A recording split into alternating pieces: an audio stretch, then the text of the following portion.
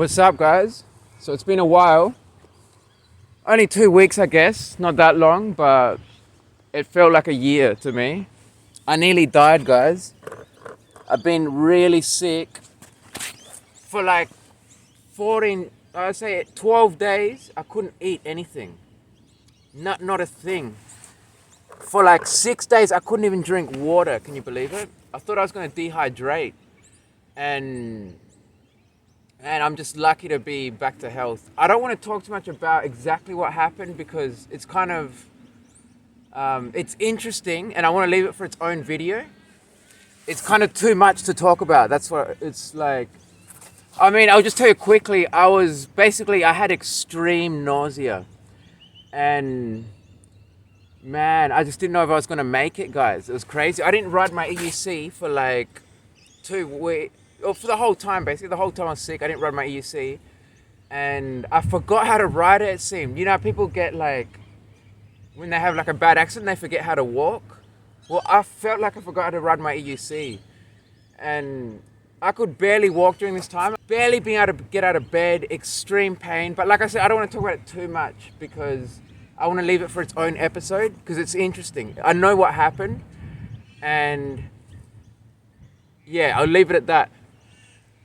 Let's talk about a bit of philosophy in this one, guys. I've come up with like an interesting little idea.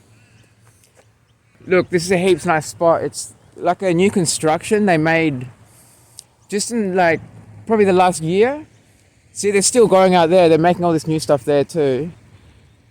And yeah, it's really nice, isn't it? You're not allowed to have bikes in here though, but I rolled in with my EUC and no one cares, so yeah, while I was sick, guys, time went really slowly.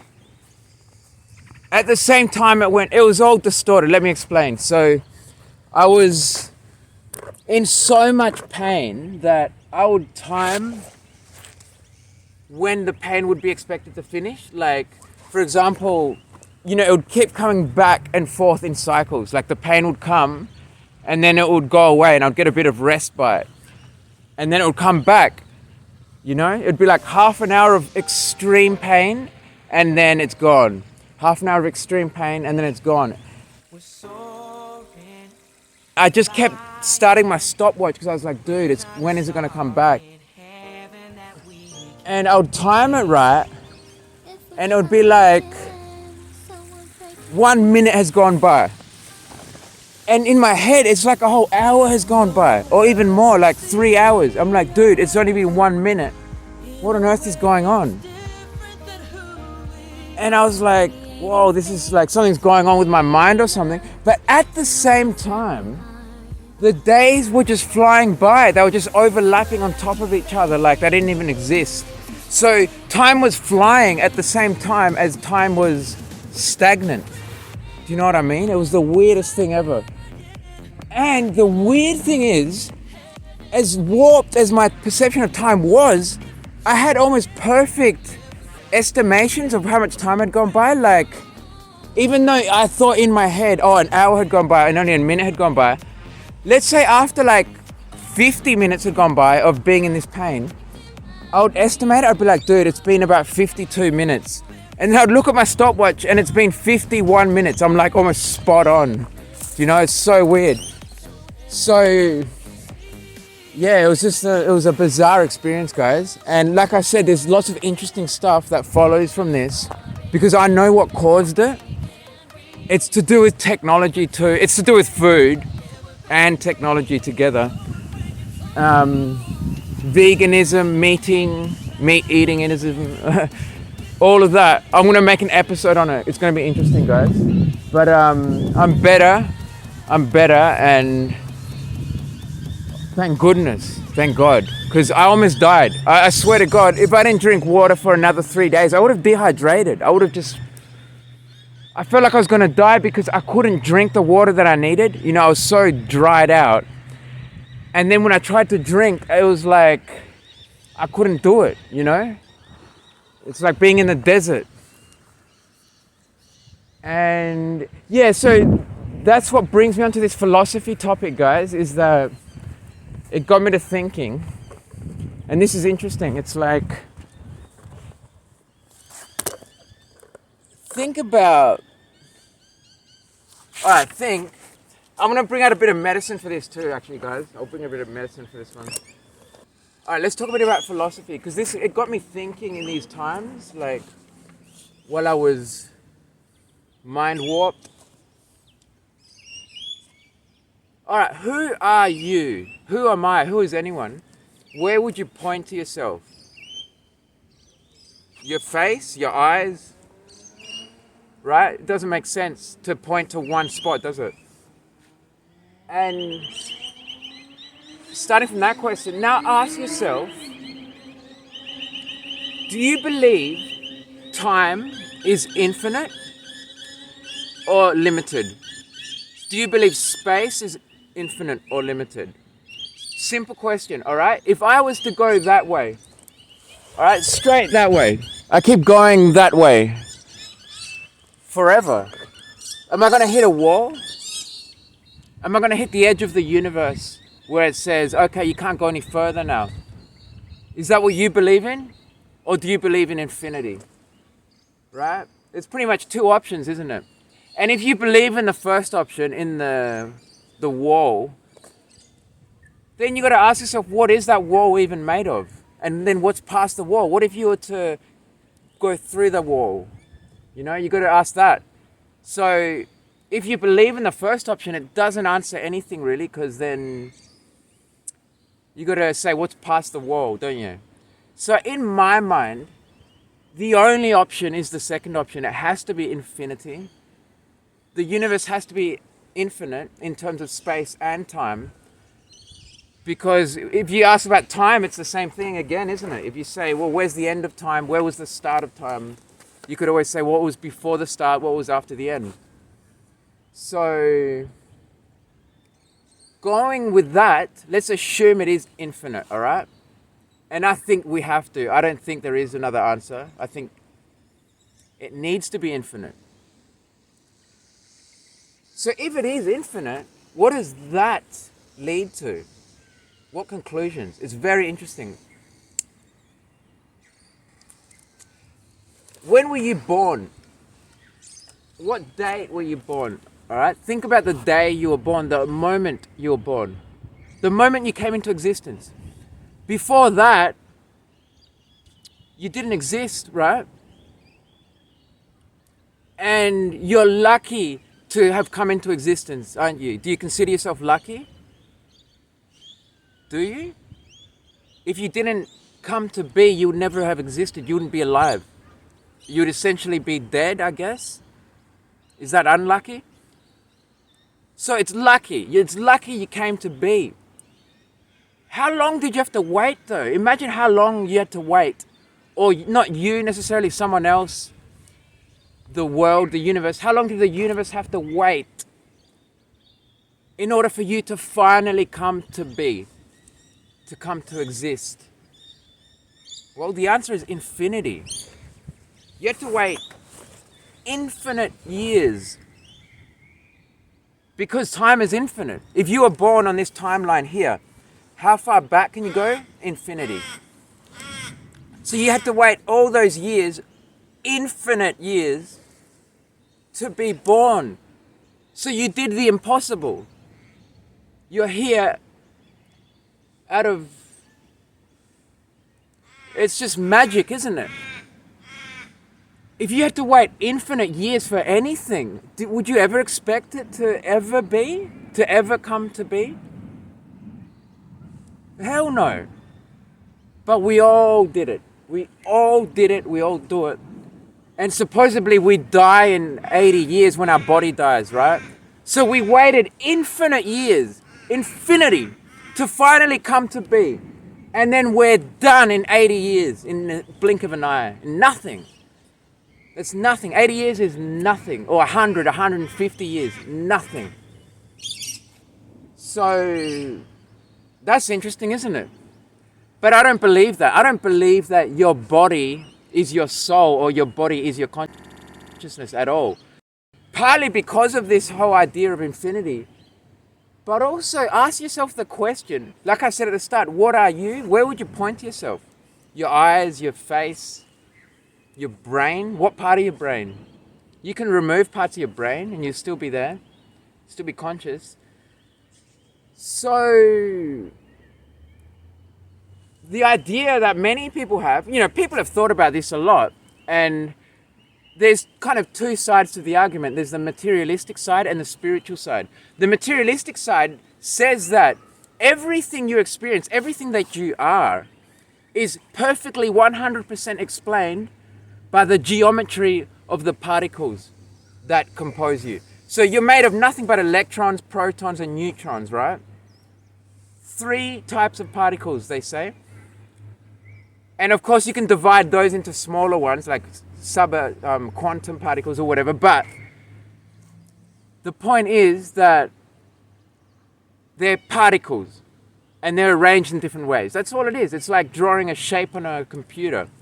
So if you draw the shape in a certain way, you've got you and your consciousness, your awareness, your being, your knowingness of existing, just because of those shapes. So then the question is, what happens if I replicate that geometry somewhere else? So if I take every particle that makes up me, let's say, and put it there, right next to me, am I now there? So I don't exist here anymore, I'm now there. Well, of course not, because I'm still here. This geometry is still here. We've just got a copy now, right? An exact copy. And imagine it to the exactness, like at this very moment in time, the exact arrangement of all my molecules, the exact states of everything.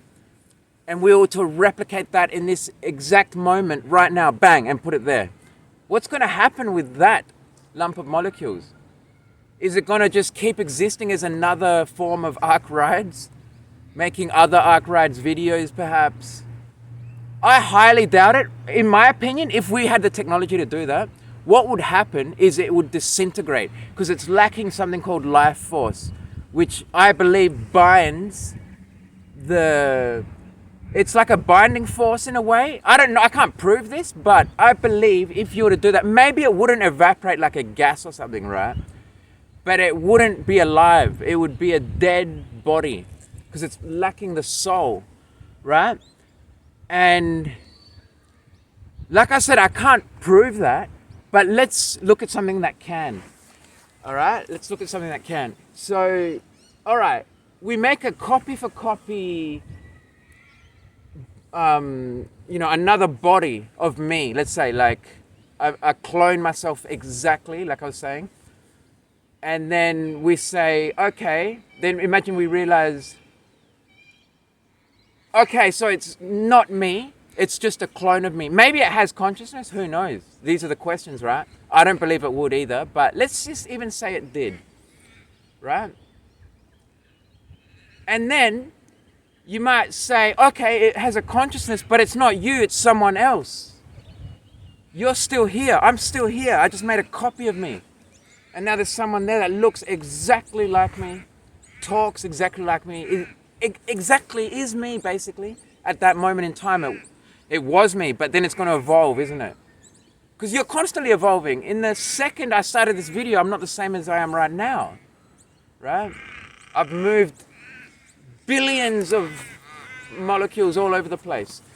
But the point is, you might say, okay, it's not the same person, but the reason, and this is what many scientists have adopted, this point of view, is that, okay, the reason it's not you is because it's not the exact same molecules, right? It's the same types of molecules, right? It's a copy for copy clone. I mean, it's an identical clone. Everything has been copied with perfection, but they're not the same molecules, are they? It's like, okay, this oxygen molecule might have come from this part of the earth, and the one you used to make that clone might have come from this part of the earth, or even another part of the universe, right? So then that could be the explanation for the for those types of scientists that take that viewpoint. They say, okay, the only reason it's not you is because they're different molecules, right? They're the same types of molecules, but they're different ones. So it could be that it's not just the geometry that makes up your consciousness. It's the exact types of molecules and where you got them from the universe, right? So if you got it from these parts and these parts, then you're going to have you, and that's why you've got you now. But if you tried to make a copy of that, you can't, because you can't take those exact same ones, because they're already in you, aren't they? Do you understand? But here's the problem. Your body is constantly replacing its molecules. Constantly. Within 7 years, pretty much every single molecule inside your body is going to be replaced. It's going to be different. Your blood gets replaced every 90 days. In 90 days, you've already replaced every ounce of your blood. So it's not even the same blood anymore. In like a couple of years, you've replaced all your skin. And like I said, within about 7 to 10 years, you've replaced everything. Every organ, basically, the whole thing. So you're constantly taking molecules from other parts of the earth to replace the ones you already had there. So it's not to do with the exact molecule, is it? It's something else. It's something beyond the matter and beyond the geometry. Clearly. Otherwise, it would work. Otherwise, you could just say, yep, I'm going to make a copy of you, and it's still you. Right? And it's an absurd notion to even think that that could even be possible. It's bizarre. And to me, it becomes obvious that the material isn't, or the material we can at least perceive isn't the end-all and be-all of existence. It can't be. It's too simple. And like I said, if you could make a copy of a life form, would it hold its form the way you expect a life to hold? You know? You take a healthy duck and you let it go in the wild, it keeps going, it eats and it does all its thing. But you make a copy of that in a lab, is it alive? And is it going to be able to do what a duck can do? Can it hold that form together? Probably not. I highly doubt it. And until it can be proven, I'm going to say that the life force is what holds the form together.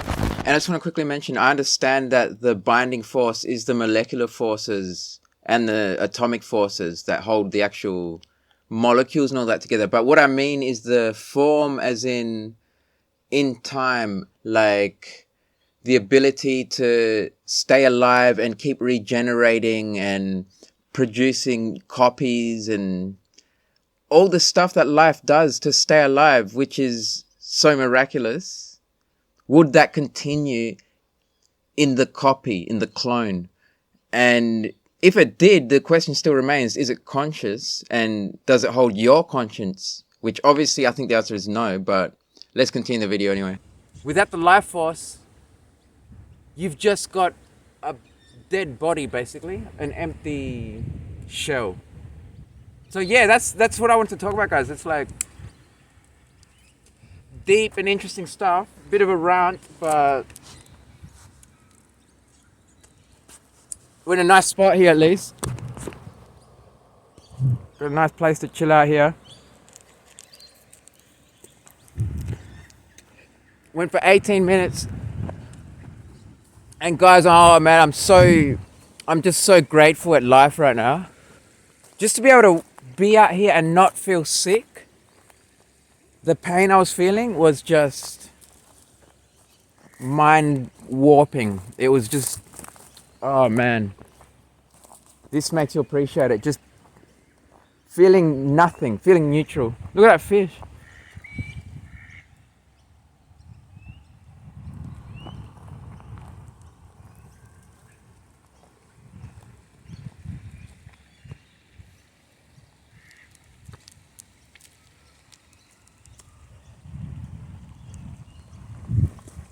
And you know, this stuff is really good for nausea. And I was so sick while I was sick. I couldn't even have one of these. I could barely breathe. I was like, I couldn't do anything. I just wanted to freaking die. Man.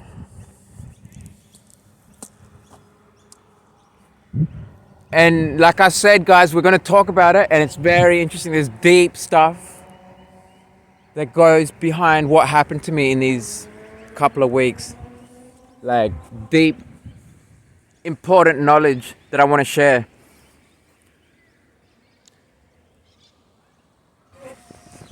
Wait for it.